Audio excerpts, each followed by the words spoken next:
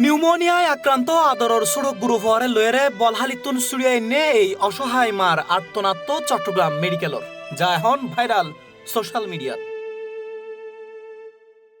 এই মার মতো বোধকেও নিজের সুড়ো বাচ্চারে লই সুরিয়াই চট্টগ্রাম মেডিকেল কলেজ হাসপাতালত গত কয়েকদিন ধরি হাসপাতালর শিশু ওয়ার্ডত হামর উপসর্গ লয়েরে চিকিৎসাধীন শিশুর সংখ্যা উদ্বেগজনক হারে বাড়ে।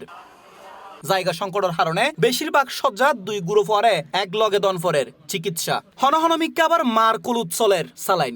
ঠান্ডা লাগছে, বুকে কফ জমে গেছে। আজকে আসছি, এখন টেস্ট দিলে করাবো। ওর শুধু কাশি কমে না, আর জ্বর কাশি বেশি। 2 বছর 4 মাস।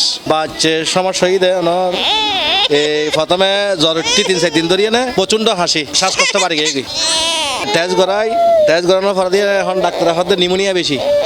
আজকে প্রায় 10 দিন আমার টিকে দিয়ে গিয়ে আরোগ্য বাকি আছে, কিন্তু বাচ্চাদের দিন নাও ভারী। একটা জন্ডিস হয়েছিল, তো এরপর থেকে কিছু নিয়ে আসছে। সিফির একটু সমস্যা আছে বলতে, এখন শুধু সব সময় জ্বর আর নিউমোনিয়া হয়। টেস্ট করাইছি, টেস্টের রিপোর্ট খারাপ আসছে, এখন আর একটা দিচ্ছে। 11 দিন হচ্ছে আসছে।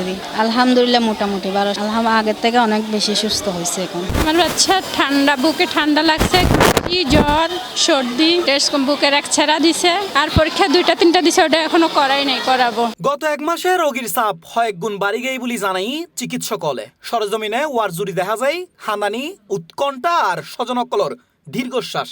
হাসপাতাল সূত্র জানায় বর্তমানে হামর উপসর্গ লয়েরে শিশু ভর্তি আছে 108 জন। এছাড়া বিভিন্ন সংবাদ মাধ্যম সূত্রে জানা গিয়ে এখন পর্যন্ত হামর উপসর্গ লয়েরে জেডে 51 শিশুর মৃত্যুই। এখন আমাদের এই মুহূর্তে চট্টগ্রাম মেডিকেল কলেজ হাসপাতালে হাম জনিত এটা তো কনফার্ম হাম না, হামের উপসর্গ নিয়ে ভর্তি হচ্ছে 108 জন। আর তার মধ্যে আমাদের 15 জন হচ্ছে আমাদের শিশু আইসিইউতে। 20টা শিশু আইসিইউর মধ্যে 15টা হচ্ছে হামের না, হামের উপসর্গ নিয়ে ভর্তি। এখানে যে ইনভেস্টিগেশনগুলো করেছি তার মধ্যে ম্যাক্সিমাম হচ্ছে আপনার নেগেটিভ, আর পজিটিভ পাইছে আমরা এখানে মাত্র 56টা। আমাদের এখানে যে রোগীগুলো হামের উপসর্গ নিয়ে মারা গেছে ম্যাক্সিমাম মারা গেছে নিউমোনিয়া।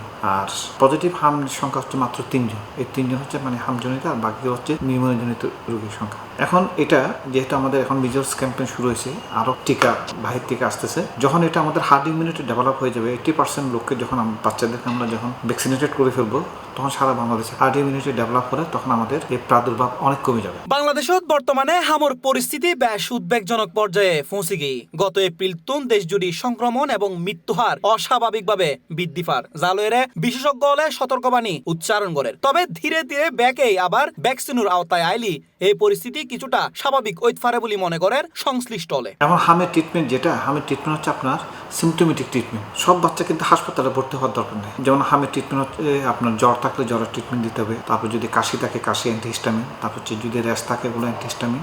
হাসপাতালে কোন রোগীগুলো ভর্তি হবে যেগুলো কমপ্লিকেটেড রোগী, যেমন হামের সাথে যদি নিউমোনিয়া থাকে, হামের সাথে যদি ডায়রিয়া, হামের সাথে যদি এনকেফেলাইটিস ডেভেলপ হয়, তখন এই রোগীগুলো আমাদের হাসপাতালে ভর্তি হলে তাহলে কিন্তু ইনফেকশন রেট অনেক কমে যায়। আমাদের একটা নিয়মিত টিকাদান কেন্দ্র, আমাদের এখানে মিজেলসের টিকা সবসময় ছিল, আমাদের এখানে কোনো সময় হামের টিকা ঘাটতি ছিল। এখন আমাদের হাসপাতালে যে বাচ্চাগুলো ভর্তি তার মধ্যে ম্যাক্সিমাম হচ্ছে নন ভ্যাকসিনেটেড, যারা কোনো ভ্যাকসিন নেয় না।